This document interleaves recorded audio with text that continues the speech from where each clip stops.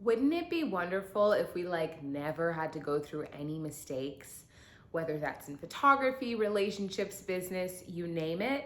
Well, I'm right there with you.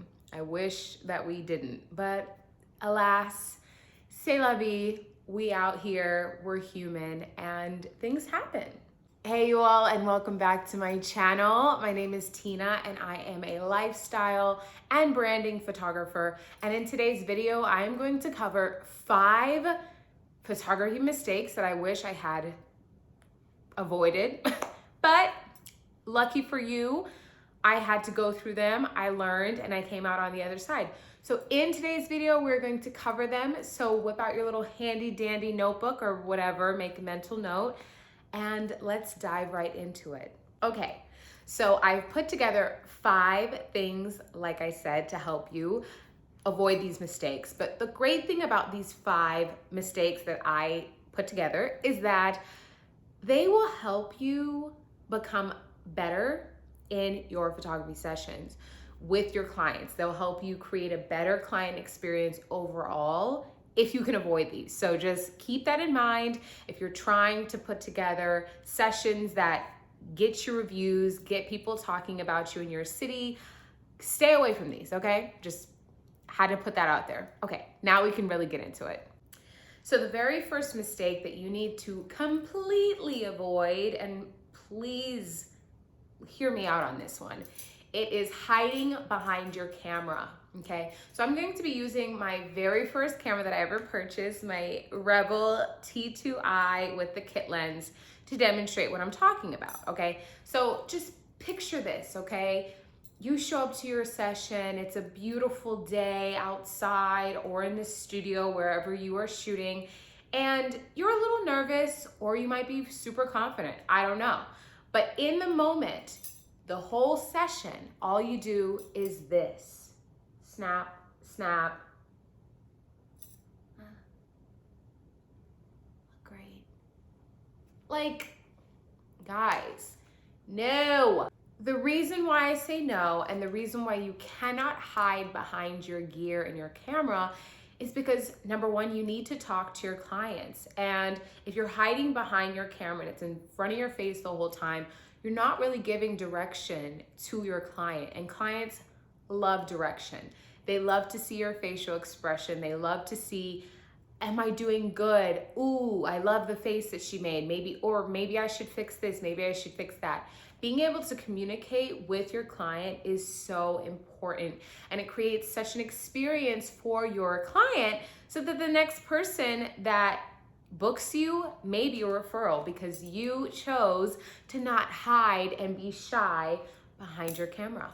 At the end of the day, there's gonna be times when you're just so focused and so in the moment and maybe a little stressed out, so you will be so tempted to hide behind the camera. But I encourage you, practice and get into the groove of snapping and stepping away from behind the camera, giving direction, including that dialogue, really making that connection with your client, because I promise you, it will go so far.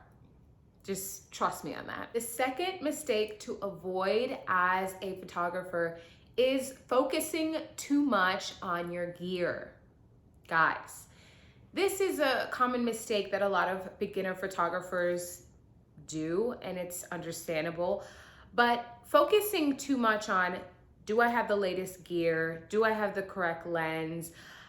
Is my body full frame or cropped? Do I need to book, do I need to buy the latest flash, strobe? Just pulling from the universe. It's gonna confuse you. It's going to stress you out. And most importantly, unfortunately, when you focus on the gear, it does not allow you to become an expert with what you already have. Now, for those of you who are new around here, I am the queen of the phrase, you don't need what you think you need to succeed, okay? I know it rhymes, it's cute, we're out here, we like it, but it's so true. Sometimes when we focus on, I don't have this, I don't have that, it will take away from the growth. It will take away from such amazing opportunities, and you're gonna go broke. You're never gonna have everything that you need, especially when you're starting out. So My advice is to completely just get perfect with the gear that you have. Become the expert with the gear that you already have. Practice makes perfect, okay? And honestly, to become a fantastic photographer, I hate to break it to you, but your gear is not the most important thing. It's your eye. So when people are like, oh, wow, your camera takes the best photos, it must be your camera. No, it's not. It's me. And so that's how it should be for you. If someone's like, wow, your camera takes the best photos, it's your camera, that should be such a compliment to you, because it's really what your client is saying, or what your subject is really saying at the end of the day is, wow, you have such a good eye and you made me look cute. And that's what you want. You want them to say, thank you, you made me look cute.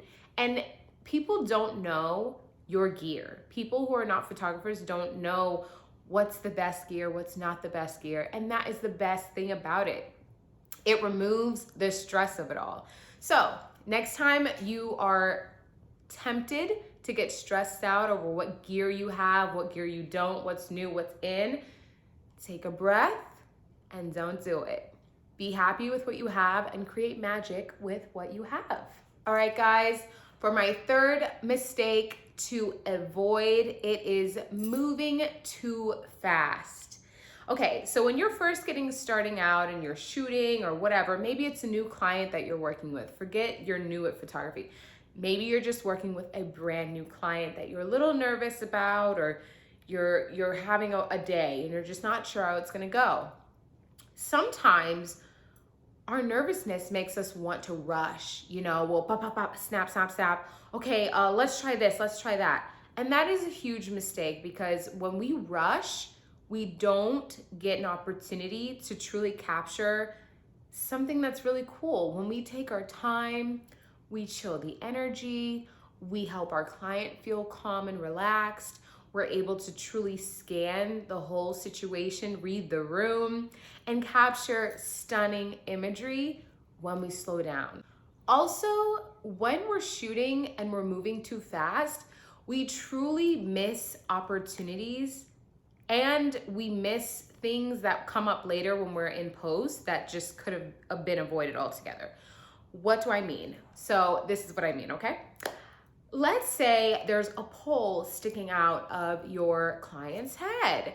You're moving too fast, you didn't notice it, and later in post-production, you have to edit that out.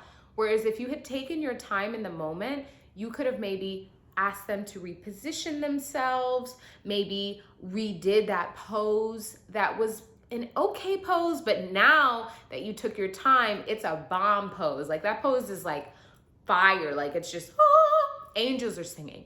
So take your time, don't rush, because you may miss out on something that is so cool. You may miss out on that one photo that's just like, wow, editorial, put it in a magazine, get it published type energy. But when you're rushing and you're not taking your time, the energy gets thrown off. Your client or subject feels super like, okay, I guess I gotta rush too. It's not cute. So take your time, you have time.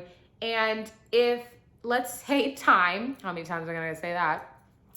Let's say that the time that you have for sessions stresses you out and makes you feel like you need more of that space, of that time, then put it into your packages. Make sure that what you need, so that what you're getting paid for is perfect.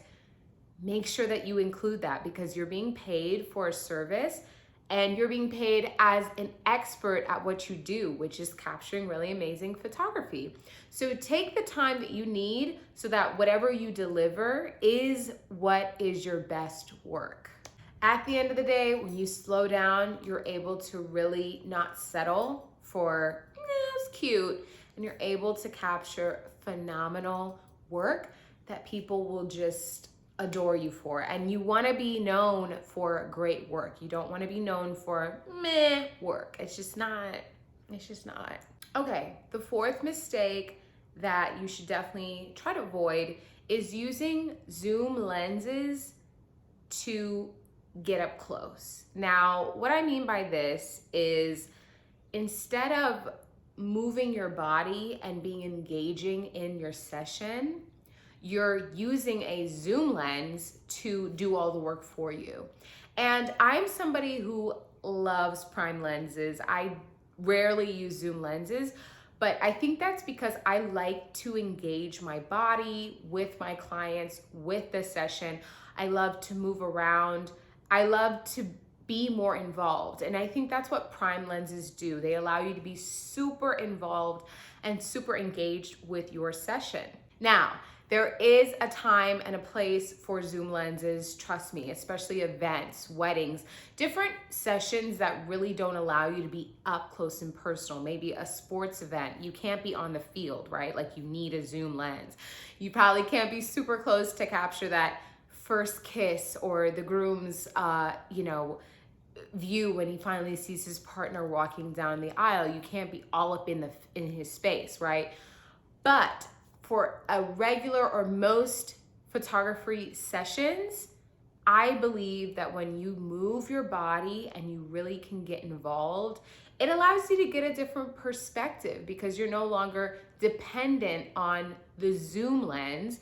You are dependent on your creativity, your body, and at the end of the day, I just think that you get much more creative shots. Something to keep in mind with zoom lenses, when you zoom in, it may bring your subject closer, but it also brings the background in closer as well. So you have to keep that in mind. Is that truly what you want in that shot? If so, perfect. Also, when you are using a zoom lens, if you're zooming out, it may make the room feel much wider and create more of a minimalist look. Think real estate photography, much more open, less crowded. Whereas if you're zooming in, you might actually make your frame feel a little bit more crowded. So I'm not saying don't ever use a zoom lens. I'm just saying there's a time and a place for everything, but don't only rely on zoom lenses when it comes to getting the shot. Practice, practice, practice engaging your body, moving in your scene, interacting with your clients, and I promise you, your photos would just get visibly better. Like, you're welcome. Well, guys, we made it to the end. For my fifth and last photography mistake to avoid, get ready. This is an intense one. It is being afraid to make mistakes at all.